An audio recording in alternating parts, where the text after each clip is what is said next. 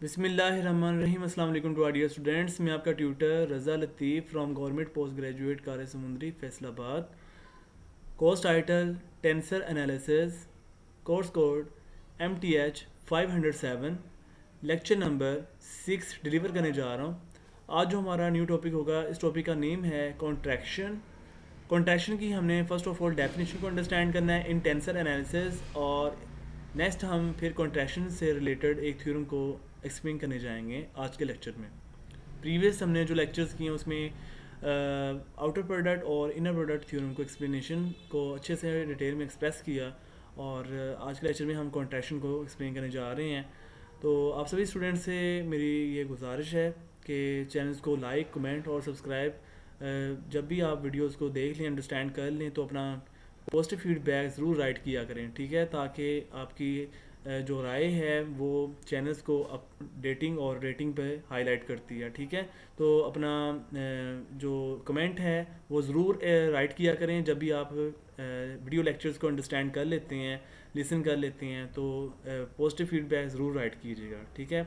और जिन स्टूडेंट ने अभी तक चैनल को लाइक और कमेंट सब्सक्राइब नहीं किया, तो ये लाजमी बेल आइकन कर दें, ठीक है, और नोटिफिकेशन के लिए बेल घंटी का जो बटन होता है उसको भी आप प्रेस कर दीजिएगा, ठीक है।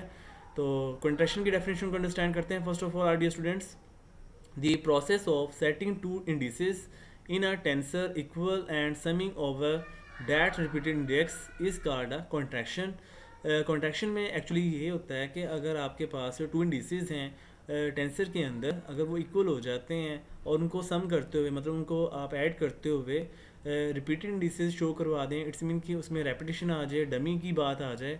डमी जब भी आएगा इट्स मीन कि वो रेपिटेशन इंडिसेस में जा रहा है, या उसको आप रिपीटेड इंडेक्स भी कहते हैं। इस तरह के केसेस को हम कॉन्ट्रैक्शन की लॉजिक में मानते हैं, और इसमें सिंगल यील्ड की भी बात हो रही होती है। हम एक थ्योरम भी आगे एक्सप्लेन करेंगे। इसमें हम जब भी टेंसर की बात कर रहे होंगे तो आपने ओनली ऑन वन टेंसर के अंदर रहते हुए बात करनी होती है, यानी कि एक टेंसर अपने अंदर ही सेल्फ एडजॉइंट होता है और अपनी लैंग्वेज को डिस्कस करेगा। मतलब एक टेंसर से ज़्यादा आप टेंसर यहाँ पर शो नहीं करेंगे इन कॉन्ट्रैक्शन, यानी कि ये only on single valued function में यूज़ होगा, बट मल्टी वेरिएबल की फॉर्म में ये एक्सप्लेन नहीं करते। तो नेक्स्ट इसकी हम यहाँ पर जो इसका मेन टॉपिक है कि state and proof contraction theorem. ये मतलब एग्जाम में पूछा भी जा सकता है कि आप स्टेट एंड प्रूफ एक्सप्लेन करें, तो आपने स्टेटमेंट और प्रूफ को बताना होता है, ठीक है। तो फर्स्ट ऑफ ऑल हम स्टेटमेंट की तरफ चलते हैं कॉन्ट्रैक्शन की। अ सिंगल कॉन्ट्रैक्शन, ये हमारे पास सिंगल कॉन्ट्रैक्शन के लिए एक टेंसर है जो कि रैंक R कंटेन कर रहा है। इट्स मीन कि आपके पास जो टेंसर यहाँ पर है AI1 I2 I3 up to so on IR of rank R yields the tensor. Yields से मुराद है कि ये इस टेंसर को अनदर टेंसर के साथ अटैच्ड करता है, जोड़ देता है, यानी बाइंड कर देता है। कैसे बाइंड करेगा वो हम देख लेते हैं। Yield the tensor AI1 I2 I3 up to so on IR of rank R-2। अगर आप गौर करें तो ये जो आपने टेंसर लिया है, सेम आपने दूसरे टेंसर को भी इस जैसा ही रखा है, यानी इट्स मीन कि आपके पास ये सेम सेल्फ एडजॉइंट ऑपरेटर के तौर पे वर्क करेगा। तो AI1 I2 I3 up to so on IR जो है, यही टेंसर को आपने इसके साथ अपने आप के साथ ही अटैच कर दिया है। तो इसका जो रैंक फिर बनेगा वो रैंक आपने लेके आना है R-2, यानी कि आपका रैंक जो R होगा उसमें से 2 कम होगा, ठीक है ना। यही हमने कॉन्ट्रैक्शन में एक्सप्लेन करना होगा। तो थ्योरम की तरफ चलते हैं आर स्टूडेंट्स। इसका जो प्रूफ है, the law of transformation is of given tensor can be written as. हमने लॉ ऑफ ट्रांसफॉर्मेशन के अकॉर्डिंग अपने कॉन्ट्रैक्शन को एक्सप्लेन करना है। तो अगर आप देखें, हमने सपोज ये किया हुआ है कि जो टेंसर है ना AI1 I2 I3 up to so on IR, ये आप टेंसर ले रहे हैं सिंगल वैल्यूड के लिए, इट्स मीन कि यील्ड के लिए ये है। तो आपने इस टेंसर को जब अटैच करना है तो लॉ ऑफ ट्रांसफॉर्मेशन के अकॉर्डिंग फिर ये जो कैपिटल है ये चला जाएगा A' के अंदर, ठीक है।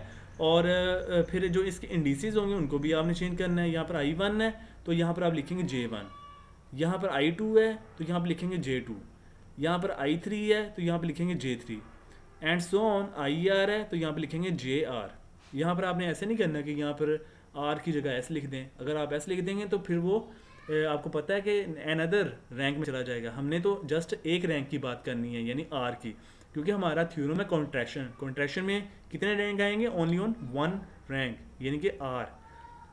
अगर आर लेना है तो आर लिखेंगे, अगर आप एस रैंक लिखेंगे तो फिर आर की बात बिल्कुल भी नहीं होगी, आर की जगह फिर एस आ जाएगा, ठीक है ना। लेकिन लिखना एक वक्त में सिर्फ एक है कॉन्ट्रैक्शन में, ये नहीं कि एक रैंक के अलावा आप आर रैंक भी बात कर रहे हो, एस की बात भी कर रहे हो, एन अदर रैंक की बात भी कर रहे हो, ऐसे नहीं, just one rank contain in contraction, ठीक है।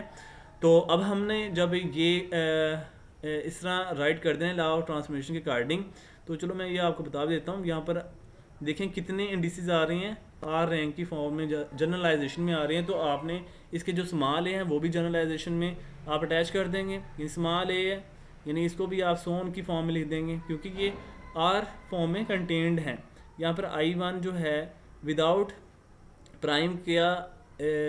प्राइम का जो इंडिसेस I1 है विद प्राइम का इंडिसेस J1 इसके साथ कंबाइन करेंगे, ये बनेगा I1 J1। फिर ऐसे ही हमने सेकंड वाले को अटैच करना है, यानी I2 को J2 के साथ कंबाइन किया तो ये बन गया AI2 J2। फिर ऐसे ही हम थर्ड वाले को अटैच करते हैं I3 को J3 के साथ, तो ये बनेगा AI3 J3। ऐसे ही आप सोन कर देंगे, IR को JR के साथ अटैच करेंगे, ये बन जाएगा AIR JR, ठीक है। फिर आपने इसे कह देना क्वेश्चन नंबर 1। अब हम इस पर वर्क करना चाहते हैं, ठीक है। ये जो आपके पास एक्सप्रेशन बन गया है, अब हम कॉन्ट्रैक्शन की डेफिनेशन को फॉलो करते हुए बना तो दिया है, अब हम इसको कंप्लीट अपने रिजल्ट की तरफ लेके जाना चाहते हैं कि कॉन्ट्रैक्शन का जो रैंक है वो R-2 क्रिएट हो जाए।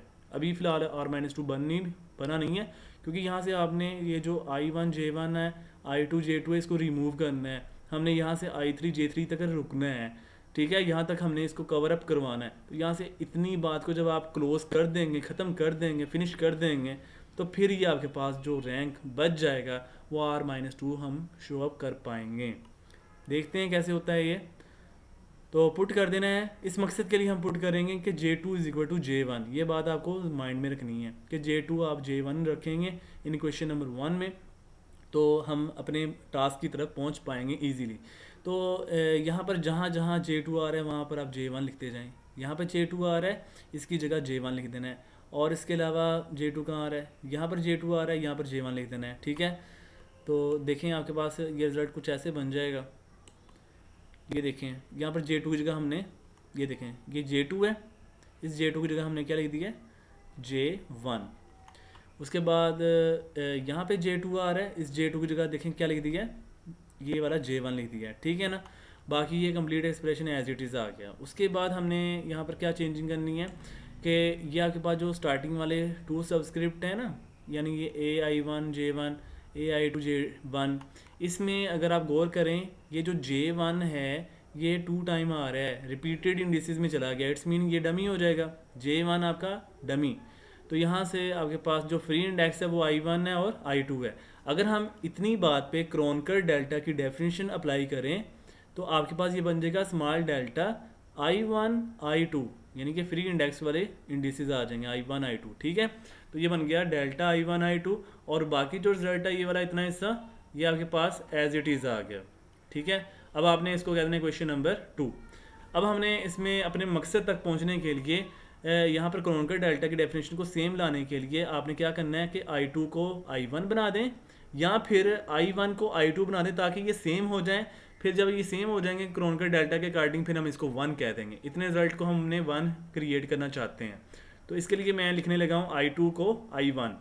तो ये लिखा हुआ है put I2 = I1 in equation number 2, ठीक है ना। तो जब आप इक्वेशन नंबर 2 में पुट कर देंगे तो ये आपके पास रिजल्ट कुछ ऐसे बन जाएगा, यानी कि इस I2 की जगह I1, ठीक है ना। ये आप देख सकते हैं, ये बाकी रिजल्ट आपका एज इट इज़ मैंने लिख दिया हुआ है विदाउट चेंजिंग, ठीक है, एज इट इज़। अब आपके पास ये डेल्टा I1 देखें, I1 2 बार आ रहा है, एक जैसा है, इट्स मीन कि आपके पास सेम इंडिसेस आ गए हैं क्रोनकर डेल्टा के अंदर। तो ये आपके पास इतना रिजल्ट अब किसके इक्वल हो जाएगा, ओनली ऑन 1। तो देख लें हमने नेक्स्ट टाइम में यही काम किया हुआ है।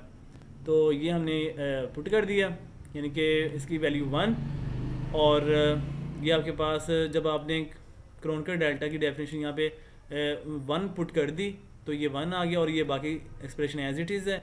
और फिर आपने वन को आपने मल्टीप्लाई कर देना है, यानी वन को आपने इस कंप्लीट एक्सप्रेशन से मल्टीप्लाई कर दिया तो आपके पास ये रिजल्ट ऐसे क्रिएटेड हो जाएगा।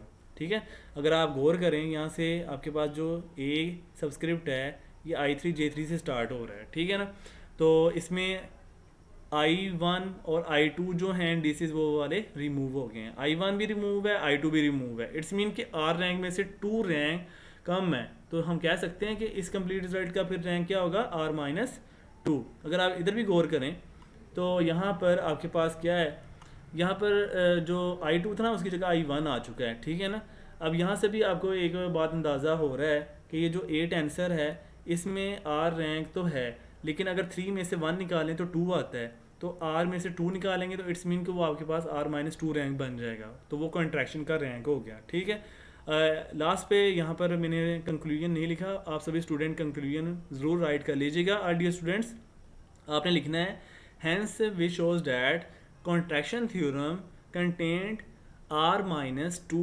Rank in tensor analysis. ठीक है, होपफुली यार डियर स्टूडेंट्स आज के लेक्चर को सभी स्टूडेंट बहुत अच्छे अंदाज में अंडरस्टैंड कर लिया होगा। अगर फिर भी किसी टाइम में कोई कन्फ्यूजन हो क्वेश्चन कर सकते हैं, इंशाल्लाह अच्छे अंदाज में गाइडलाइन दी जाएगी।